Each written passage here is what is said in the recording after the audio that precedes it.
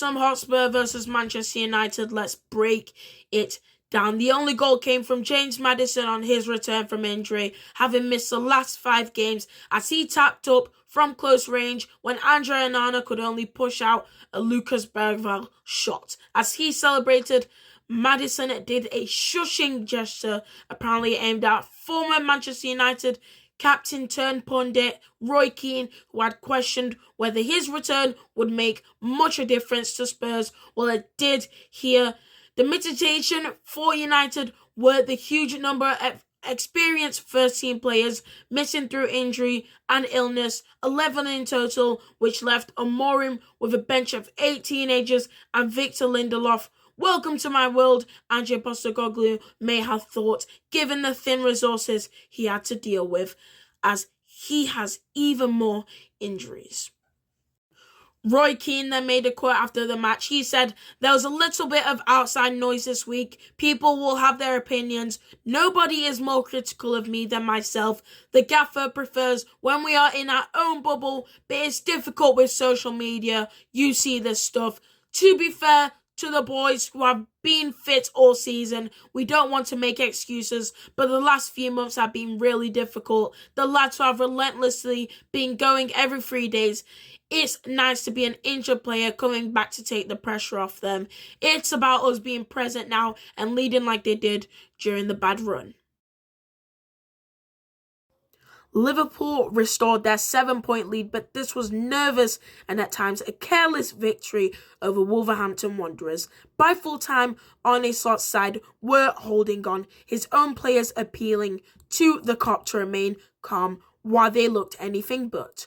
The first half suggested a serene victory as Luis Diaz and a Mohamed Salah penalty gave Liverpool control, but Wolves are better than their position suggests, and the hosts could thank Alisson for saving that shot from Marshall Monetsi earlier in the second half.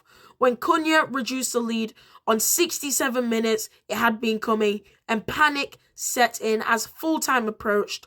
Unlike at Goodison Park, Liverpool got over the line this time. But if this is a taste of what's coming, stand by for the edgiest title run ever. Stephen Warnock on BBC Radio 5 Live says a hard-fought victory for Liverpool. This has been such a tough afternoon for them. So many questions were asked of Liverpool. There was a freight lead in the second half. The substitutions from Vitor Pereira were impressive as they got themselves back into it. Liverpool have managed to just get themselves across the line. Now they go 7 points clear in the Premier League. Official and confirmed. Fantastic 4 for Manchester City, and I say that because they put 4 past Newcastle United, the man of the match being Omar Mamouche. But firstly, let's break it down. Where I say Omar Mamouche is because in the first half, 19th minute, he gets Manchester City 1-0 up. His first goal for Manchester City, first goal for the club.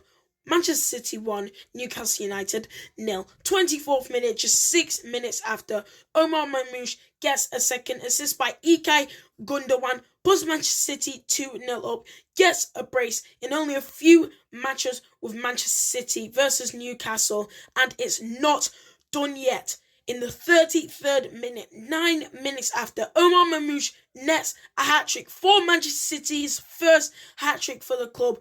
One team has been slipping in loads of matches this season, and the other team has been on top form. So not a result we were expecting between these two sides. And in the second half, James McCarthy, who is an amazing winger for Manchester City, doesn't really get game time, but when he does, he proves why he is an amazing player under Pep Guardiola. He scored in the 84th minute, assist by Erling Haaland to put Manchester City 4-0 up versus Newcastle United. That ended the game. Manchester City 4, Newcastle United 0. Omar Mamouche gets his first goal and his first hat-trick for Manchester City. Thank you for watching. More Matchday videos to come. There we